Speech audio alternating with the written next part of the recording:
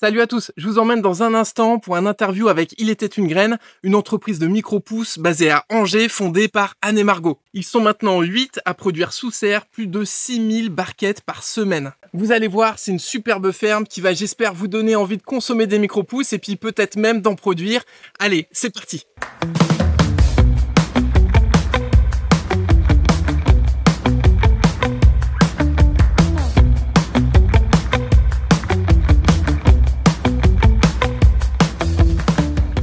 Bonjour, merci de m'accueillir sur cette belle ferme. Est-ce que vous pouvez me présenter un petit peu Il était une graine, succinctement? Alors, Il était une graine, c'est une entreprise de production de micro-pousses principalement, qu'on a créée il y a 5 ans. Donc, on produit des micro-pousses et on les vend à la restauration.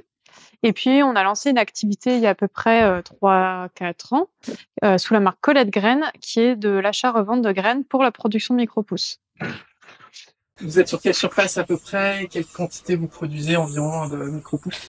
Alors, on a 1 hectare de terrain et sur cet hectare de terrain, on a à peu près 1300 mètres carrés de serre et on produit entre 6 et 7 000 barquettes de micro-pousses par semaine. Toute l'année? Toute l'année.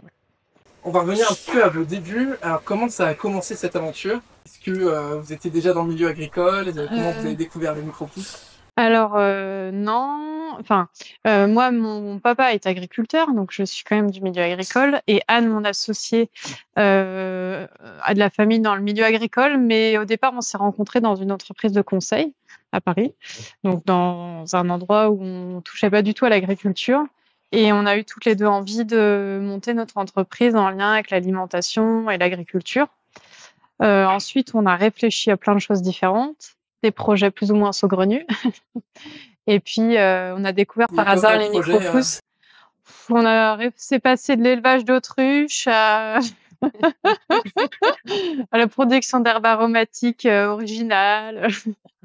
Il y a pas mal de choses auxquelles on a réfléchi et puis on a découvert les micro-pousses par hasard et c'est un produit qui nous a tout de suite plu, parce que ça allie vraiment la gastronomie et l'agriculture de précision. Et donc voilà, on s'est dit pourquoi pas développer une entreprise que sur les micro-pousses, sachant que c'était un pari un peu risqué parce que ça nous semblait compliqué à l'époque de créer une entreprise uniquement sur les micro-pousses en étant 2 associés, donc 2 salaires à verser. Oui, c'était en quelle année? Donc on a commencé à travailler un plein temps sur le projet en 2018. On a créé l'entreprise en automne 2019. Ouais. Donc il y a 5 ans. C'était très très peu développé en 2018. Il y avait peut-être c'était le début. Mais oui, c'était vraiment le début. Est-ce que vous avez eu du mal au tout départ à trouver du terrain agricole pour vous lancer? Est-ce que ça a été long? Ouais, ça a été compliqué et long, ouais. Ouais. Bah oui, parce qu'on voulait trouver un terrain qui soit pas très loin de chez nous parce qu'il faut venir tous les jours. Il nous fallait pas une trop grosse surface. Il nous fallait un endroit où on puisse faire des serres horticoles. Alors si elles étaient déjà existantes, c'était encore mieux. Voilà, il y avait pas mal de critères. Et finalement, on a trouvé en regardant sur Google Maps les serres qui semblaient abandonnées aux alentours. Et c'est comme ça qu'on a trouvé notre site. Tu m'avais parlé tout à l'heure que vous aviez commencé chez vous au tout début pour tester la culture. Et en fait, au départ, comme pour beaucoup d'activités, il faut d'abord tester, il faut d'abord savoir faire techniquement, il faut prouver qu'on sait faire et qu'on sait vendre. Il faut aussi commencer à avoir un peu de rentrée d'argent avant de pouvoir amorcer du financement bancaire. Et donc, on est obligé de passer par une phase où on fait un peu avec les moyens du bord. Donc, nous, on a commencé à produire chez nous. On avait chacune, Anne et moi, on avait dédié au début 1 pièce de nos maisons, après 2 pièces de nos maisons, à la fin 3 pièces de nos maisons à la production des micro-pousses. Et puis, là, au bout de 3 pièces, il était temps de trouver un site. Donc, en parallèle, on cherchait un endroit et voilà. Donc, on a déménagé début 2020, juste avant le Covid. Meilleur moment pour lancer son entreprise de micro-pousses. Donc, les débuts ont été un peu compliqués. Et puis, voilà, on a réussi à surmonter cette première épreuve parce qu'on avait heureusement pas mal de trésorerie au début qui nous a permis de tenir. Et puis, à partir de juin 2021, on a pu recommencer à travailler normalement. Parce que pendant toute cette période-là, les restaurants étaient plus ou moins fermés. C'est-à-dire que votre clientèle, est-ce que vous faisiez les marchés? Est-ce que vous faisiez... En fait, on a fait les marchés pour écouler le stock qu'on avait sur les bras au moment de la fermeture des restaurants. Mais c'est tout. On n'en faisait pas plus parce que c'est un produit qui était pas très connu à ce moment-là, donc on vendait vraiment des petites quantités. Et là, ce qu'on a réussi à vendre, c'était plus les gens qui nous connaissaient, qui en achetaient aussi pour nous soutenir, quoi. On va revenir aujourd'hui. Aujourd'hui, vous êtes 8, c'est ça, à travailler sur l'entreprise. Vous faisiez environ 6000 barquettes par semaine. Ouais. Est-ce que tu peux nous en dire un petit peu plus sur la production actuelle, le nombre de variétés que vous faites, un petit peu l'état actuel des choses? Du coup, on a 31 espèces qu'on cultive toute l'année. Nous, notre objectif, on a un outil de production qui est assez polyvalent, parce qu'on a à la fois une serre et des chambres de culture. Donc, ça nous permet, selon les conditions de météo, soit de cultiver en intérieur, soit de cultiver sous serre. Et donc, aujourd'hui, on produit entre 6 000 et 7 000 barquettes par semaine, qu'on va vendre à des grossistes principalement, qui ensuite, eux, vont travailler avec la restauration. Vous faites plus du tout de vente directe aux restaurateurs? Et on travaille avec quelques restaurateurs en vente directe sur Angers pour garder ce contact client qui est important pour nous. Est-ce que vous aviez hésité à faire 100% de votre production en intérieur pour gérer plus facilement le climat Non, on a toujours voulu avoir une serre parce qu'en fait, en été, on a toujours trouvé ça trop dommage de se priver de la lumière et de la chaleur naturelle sur 9 mois de l'année. Donc, on a toujours voulu produire sous serre. Ouais, donc aujourd'hui, au niveau du travail d'équipe, vous êtes 8, vous êtes toujours 2 associés, donc les autres, c'est des salariés? Oui. Plein temps? Ouais, c'est ça. Donc, Anne et moi, associées gérantes. Et ensuite, donc 6 personnes, dont Elodie qui s'occupe à mi-temps à peu près de la partie Colette Graine et qui fait de la production sur son autre mi-temps. Ensuite, on a un responsable de culture, un responsable qualité, une responsable des expéditions. Et puis, 2 personnes en production polyvalente. Le recrutement, il s'est fait au fur et à mesure ou est-ce qu'il y a eu un pic d'un coup? Non, on n'a pas recruté 8 personnes d'un coup. Ça n'aurait pas été facile. Non, ça s'est fait au fur et à mesure, ouais. Et est-ce que ça se passe bien le travail en équipe? Je sais pas, faut demander. Oui, il y a une bonne communication et on fait des points d'équipe toutes les semaines, justement pour échanger sur tous les sujets, tout ce qu'il y a à faire et l'information, elle tourne.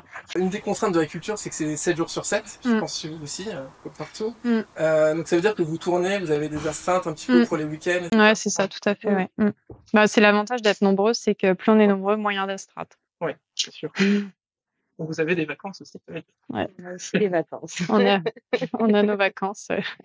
Parmi ceux qui nous écoutent, il y en a la plupart vont connaître un petit peu le micro-pousse, mais est-ce que tu pourrais décrire brièvement le processus de culture de micro-pousse, de la graine à la récolte ou de la livraison, un petit peu les différentes phases, comment ça se passe? C'est assez basique. Il faut préparer un support de culture. Donc nous, c'est dans du terreau qu'on cultive, semé. Nous, on sème à la main. Ensuite, on arrose. Et on met dans une pièce de germination parce que pour la germination, c'est important d'avoir des conditions stables en termes de température et d'hygrométrie. Et puis, une fois que c'est germé, on met à la lumière, soit sous serre quand les conditions le permettent, soit en chambre de culture. Et puis, quand ça atteint le stade souhaité, on expédie pour la vente. Sur votre site, vous avez mis les pratiques durables et le côté environnemental en avant aussi parmi vos valeurs. Comment concrètement ça se matérialise aujourd'hui dans votre entreprise? Alors, notamment au niveau de notre consommation d'énergie, alors j'en ai parlé déjà, on essaye de produire au maximum sous serre pour utiliser la lumière et la chaleur naturelle. Après, on utilise forcément de l'énergie, surtout en hiver. Donc, on n'utilise que de l'électricité, on n'a pas de gaz ou de fioul. On a un contrat d'électricité locale et renouvelable. On a installé des panneaux photovoltaïques qui nous permettent d'autoconsommer une partie de notre électricité.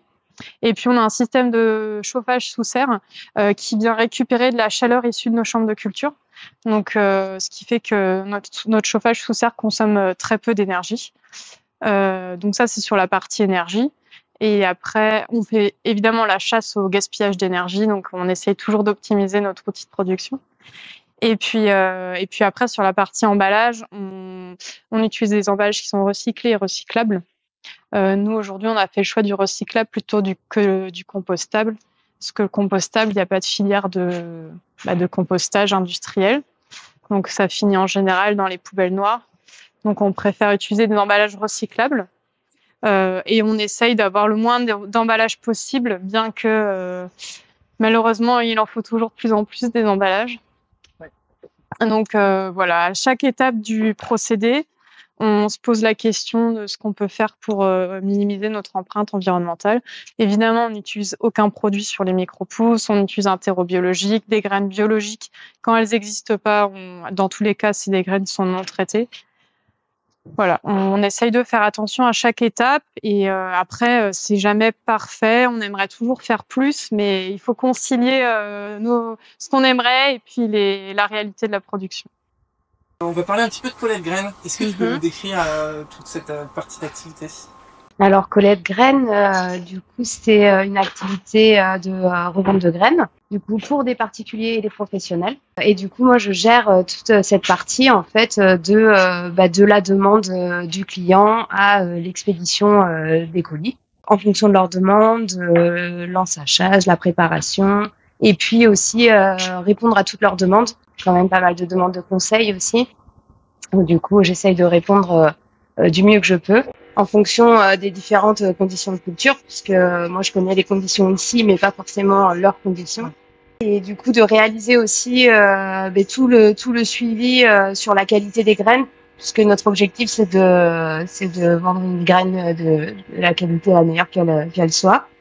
Et donc en réalisant des tests régulièrement en fait sur ces graines pour être sûr de ce qu'on vend. Quels seraient les critères d'une bonne graine?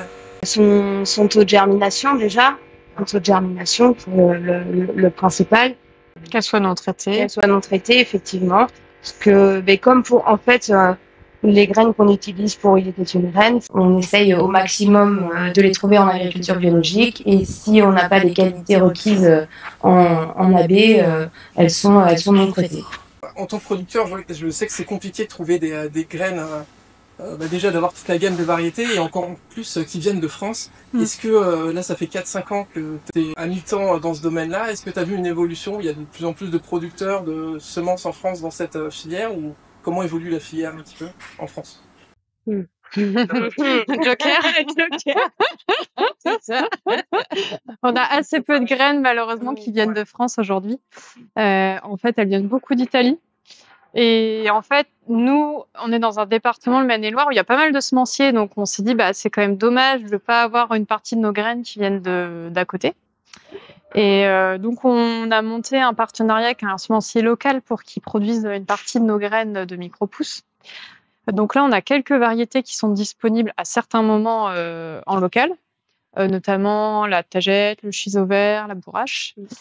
Mais c'est qu'un début. On a commencé l'année dernière et c'est des partenariats qui se font sur des années parce qu'il faut le temps qu'ils maîtrisent la production de semences pour micro-pousses. C'est pas forcément les mêmes semences que pour les semences potagères, par exemple. On veut avoir des très bons taux de germination, parfois supérieurs à ce qui est demandé pour la semence potagère. Derrière, nous, on fait des analyses bactériologiques parce qu'on veut s'assurer que les graines soient sûres de ce point de vue-là. Donc voilà, on a mis ça en place, mais ça va prendre des années avant d'avoir toutes les espèces disponibles en local. Et il y en a qu'on n'aura jamais parce qu'il n'y a pas le climat qu'il faut pour produire ces graines-là localement. Quels sont vos projets ou vos prochains défis pour l'avenir de Il était une graine ou de Colette Graine? Pour la partie Colette Graine, on a pour ambition de mettre en place une boutique en ligne, donc un site marchand d'ici la fin de l'année. Ce qui permettrait à nos clients encore plus de réactivité. Ils pourront faire leurs commandes eux-mêmes sur la boutique en ligne. Donc ça, c'est quand même pas. Enfin, ça nous a été plusieurs fois demandé et on pense que ça serait un vrai service en plus. Et sur la partie Il était une graine, on veut consolider l'entreprise. Nous, on est en pleine phase de structuration. Donc faut mettre en place des process, des outils informatiques pour consolider les bases. Et puis après, on va aussi agrandir notre outil de production au fur et à mesure des besoins et de l'augmentation des ventes. Et avant de conclure, est-ce que vous avez un autre point que vous auriez envie de partager? Peut-être un petit conseil à ceux qui veulent se lancer, c'est vraiment de prendre le temps de tester à la fois la partie production et surtout la partie commercialisation pour pas prendre trop de risques. Merci beaucoup. Merci Margot, merci Elodie. De rien. Merci. Juste une petite dernière chose, pour ceux qui veulent retrouver vos produits, acheter vos produits, où est-ce qu'ils doivent aller pour vous retrouver? Et ben, ils tapent Colette Graine sur un moteur de recherche et ils nous trouveront facilement. Ok. Et ceux qui veulent vous suivre sur les réseaux sociaux, je mettrai les liens en description. C'est pareil, soit Colette Graine, Colette Graine, il y a un compte soit, Instagram. soit il était une graine, plutôt Instagram. On a... Ouais, sur Instagram. Super, merci beaucoup. De rien.